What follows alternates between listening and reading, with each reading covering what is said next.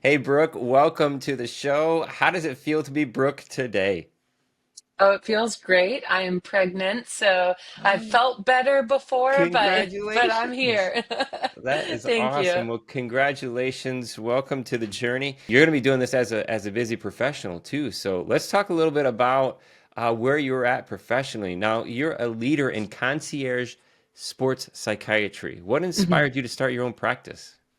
Yeah, so I was a unicorn and I started my group practice while I was in fellowship. So I started planning for the practice in residency. I fast tracked to child fellowship. So I did 3 years of adult, 2 years of child, and then I launched my practice the day I turned board eligible. Oh, And at wow. that time, I had started hiring board certified psychiatrists and psychologists in the practice so that when I was done with training, I had a job to transition into. So I had never intended or set out to fall into the sports world, but I'd always wanted to do concierge psychiatry. That's what my mom does in San Diego. And so I really wanted to do a group practice, which is different than what she does, which is solo. And that's kind of where my journey started. And I fell hard in the sports world when an NBA team hired me back in, gosh, 2021. And then my career kind of launched from there. It starts with self-awareness, right? Which is knowing your strengths and knowing what you do well and knowing what you don't do well, knowing what you enjoy, knowing what you don't enjoy. Because my husband's in medicine, totally in the opposite side in corporate. He's an employee working for a big hospital system, and he likes it. Like he knows that his passion, right, is patient care only and not any of the business side of things. So that works for him. And he's aware of that. So he's able to find a job that's tailored to his needs. So the people that want to venture out and do private practice, I do a lot of private practice consulting. And that's really the first thing that I ask people is, what do you enjoy doing? And if you're about to tell me it's anything but the business side of things, you should probably reconsider going Mhm. into private practice, or you're going to be spinning your wheels, spending so much money to outsource some of these things that are you even going to make a profit in the long run? And I like to think of this as a goal, right? That you're not trading time for money. Because when you're trading time for money, you're still, you're still stuck in a way. If you're not working, you're not making money. If you go on vacation, you're not making money. So, what are some ways that you could diversify your income, whether it's medicine or not, that you can work to build passive income? And passive income, for anyone that's listening, doesn't know, is when you're not trading time for money. Essentially, you're making money without spending additional time doing it. Mhm. So for me, like we got into some real estate investing early, and we would kind of buy homes with a physician loan and live in them for a bit and then do it again and rent out that home when we didn't have kids because we had a daughter 2 years ago and that Awesome. complicated things. Yeah. So that's one method, right? Is you can diversify and not do everything in medicine. The second way is you can start a group practice and hire people into your practice. So when I travel, I'm still making money. But I love patient care, so I don't ever want to lose that part. So I do trade my time for money in that sense. And so there is a part of my week, Monday through Wednesday, that's dedicated to that.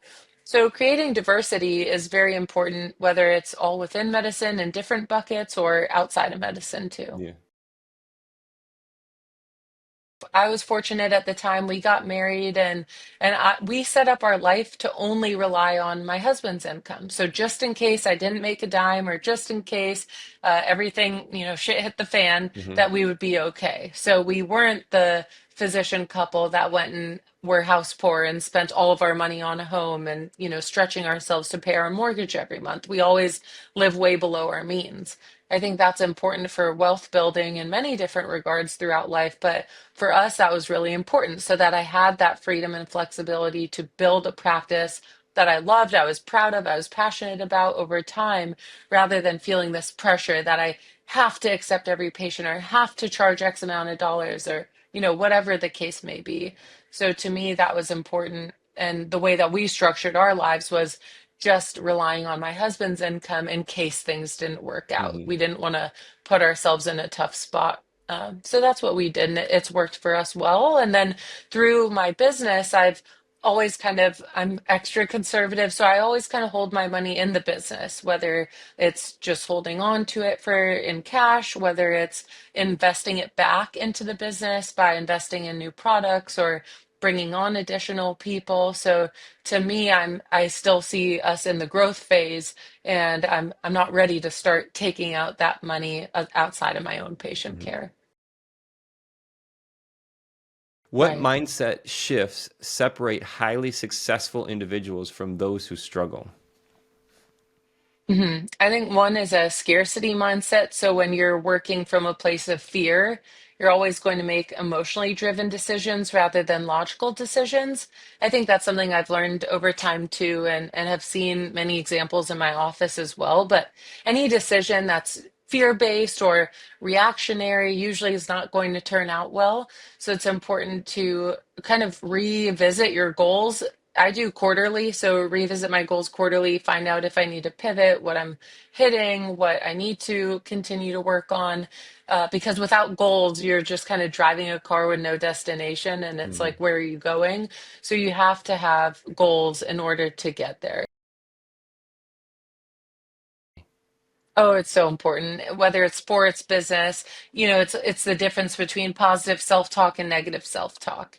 And the trick that I encourage my patients, and they always look at me like, well, how can I even do that? Is not letting, so if here's kind of like your identity or your self-confidence or your idea of your self-worth, if you let things that are positive, like compliments or positive feedback or everything, elevate you, then you're also at risk of letting anything negative decrease your own self confidence and self worth. So I always encourage people that you're in charge of how you define that. And whether anyone says anything positive or negative, it should just bounce right off you and not impact it. You're the only person that's allowed to impact it. And so people are often stunned, and it takes them a moment to process, and they're like, well, I can't accept any positive compliments or feedback. I'm like, you can acknowledge them, but it shouldn't waver or change your own self-worth. That should be self-defined. Yeah, it's interesting to ask people what their definition of success is. That's always a question I ask people. And some people jump to it's a number, or some people say it's a job title. And so helping people identify what they consider to be successful, because again, it's driving that car with no destination. If you keep telling yourself, I want to be successful, but you can't even tell me what that means to you, well, you're like fighting an uphill battle. You're defining no goal for yourself. Mhm. So that's something, whether it's financially tied or not, it is important for people to define what success means to them. And then a lot of times what actually happens is that they say to me what their definition of success is. And I'm like, just to clarify, you actually already have everything you just said, right? Mhm. And they're like, yeah, I think I do. And so it's kind of a breakthrough moment for people where, yeah, we all like trick ourselves into just telling ourselves we need to be more successful. But have you ever paused to think about how you actually define success? One thing that this I actually learned from a marketing expert, which I thought was brilliant, and I'll give her credit. Her name's 𝗘𝗀𝘀𝗁. She's on LinkedIn, and she's Mhm. fabulous just about teaching LinkedIn skills.